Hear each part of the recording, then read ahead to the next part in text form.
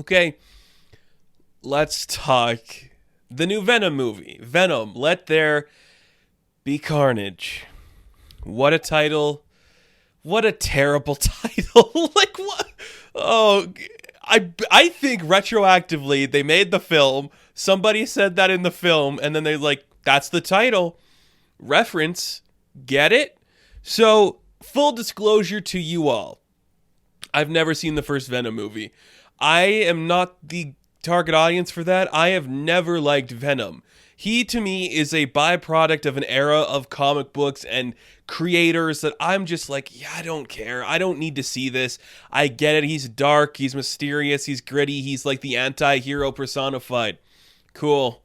Great. I'm not the intended audience. I'm not the target audience for that. Nobody is going to make me like Venom or the concept or any concept spanning that character. So when he makes a movie that's close to $1 billion, I'm not going to watch it. But now I'm doing this. Now I'm in your viewing pleasures, and I do this for fun. I go see movies for fun to talk about them. So Venom, Let There Be Carnage, the sequel to the first Venom movie I never watched, and I'm not going to. This is insane. I am genuinely blown away that you know what, maybe I shouldn't say I'm blown away. I'm just impressed that in an era where every superhero ever is getting a movie or a TV show, Venom manages to get a sequel.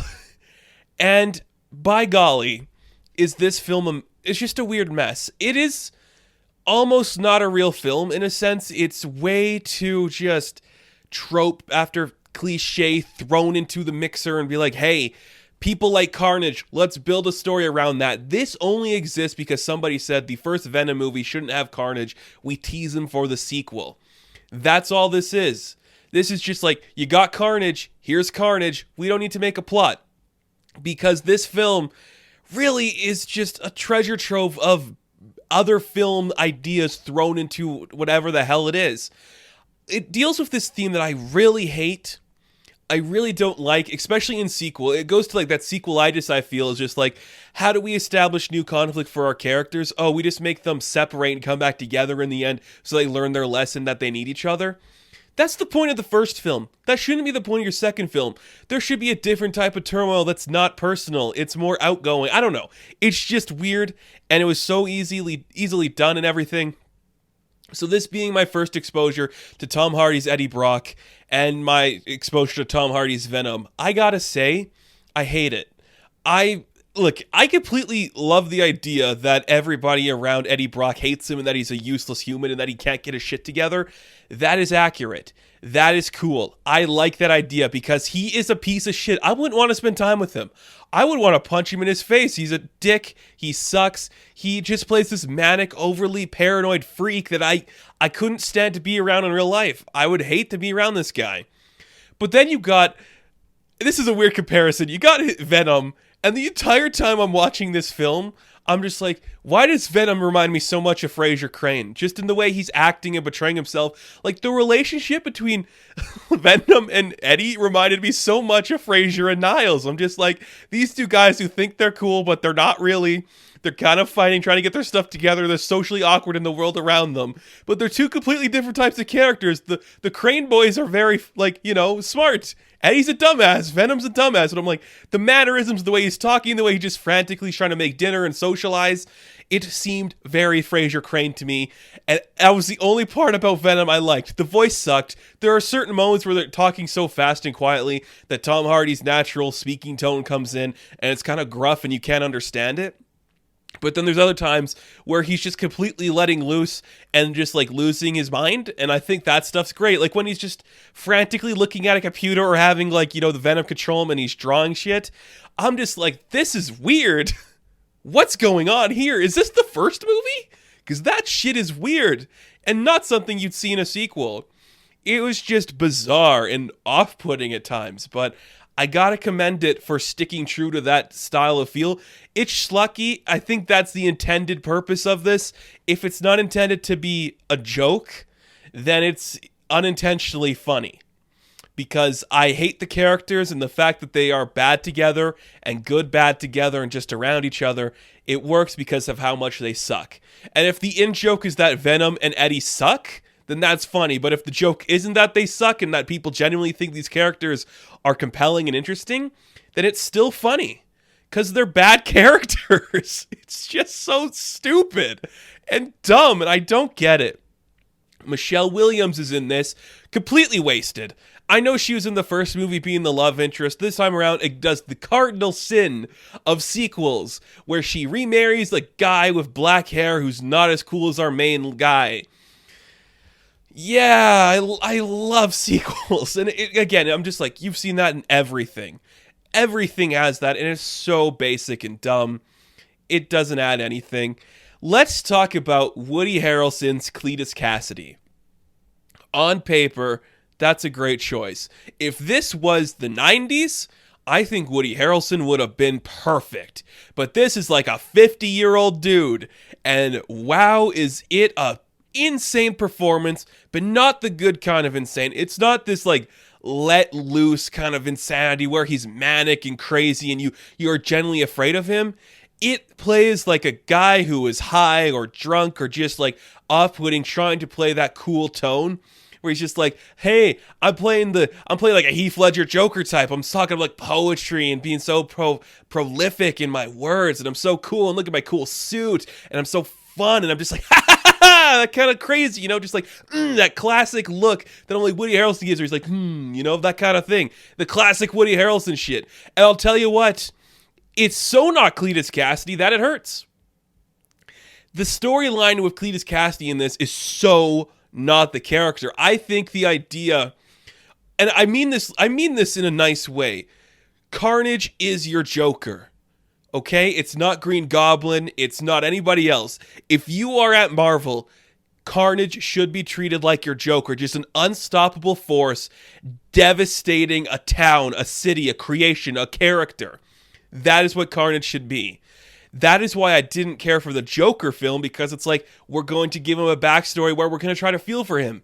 In this film, they try to make it like this weird love-scorned guy who is like tortured by his family, and that's the reason he is broken and this monster, and he's in love with this woman, and she's the only thing that keeps him going. And I'm just like, what the hell is this? That's not what we signed up for with Cletus Cassidy. When you put Carnage in here, you need Carnage. You need the mindless destruction, just like the intensity that is just that evil, that personified evil, that creature of the night, that devilish bastard that coming in and wrecks everything. That is not what we're seeing here. We're seeing that they're trying to play it off like we should respect Cletus in a way, or we should care for his story because of this girl. That's not Cletus to me. You have a serial killer in here. Show him being a psychopath that's not trying to look cool or interesting. His hair is really stupid too. It's a different kind of stupid hair than the one from the first movie. It's insane. It is insane how bad Cletus is used in here. The Carnage symbiote itself, it looked good. I think one of my biggest problems was like, it was bigger than Venom. I think it should be smaller and sleeker. That's like the whole point. It's like, I could whip out the action figures I have down here and you'd see Venom's the bulky one, Carnage just like the lanky one. I didn't like that he was bigger. I thought that was weird. Also, what's weird about this film, it's a PG-13 and you really feel it. Again, I think the last, I don't know because I've never seen it. I think the last movie was made as an R-rated film and then they cut it to a PG-13. Well, you have a character that's a serial killer and he's controlling an alien parasite that wants to eat brains and cause mindless destruction. So that's not really a PG-13 thing to do. That's an R-rated thing to do.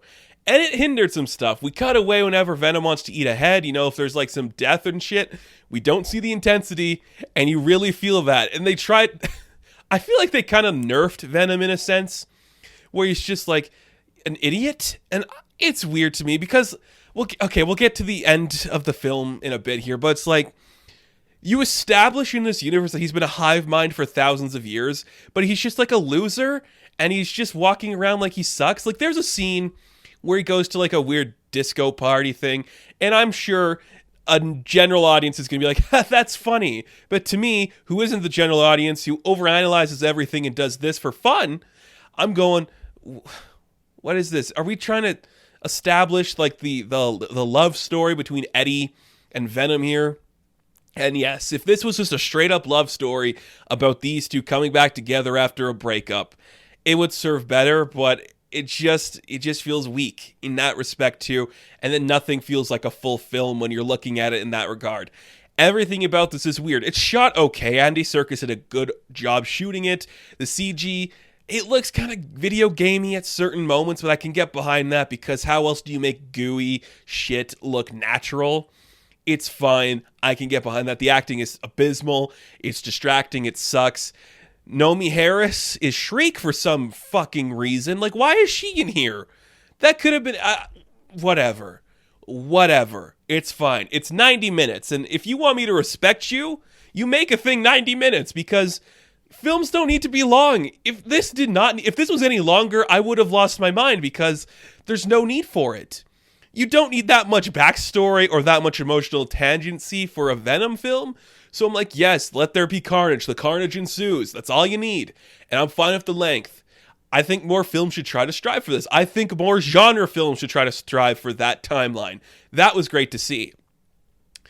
The rest of it, though, is just so basic. It's just treasure troves of just other cliche shit we've seen thrown together. The villain's familiar to all this other crap. The supporting characters are familiar. The story itself is so basic, it sucks. And I can't stand Tom Hardy's Eddie Brock. I think he's just not only an unlikable guy, but the way he's playing him makes me just think this isn't fun. Why would anybody want to see this for a full movie? I don't know. Now, I'm not doing a lot of spoilers here, but I do want to talk about the post-credit scene because it's going to have everyone like freaking out. And I'm here to tell you, it's not that impressive. Like, if I think that this kind of like, oh, fuck's sakes. Okay. The post-credit scene is evocative of this era we live in where everybody knows everything. If we didn't know a thing that was going on in, say, the Morbius film, the next Spider-Man film, any of these follow-ups to this thing, that would be impressive.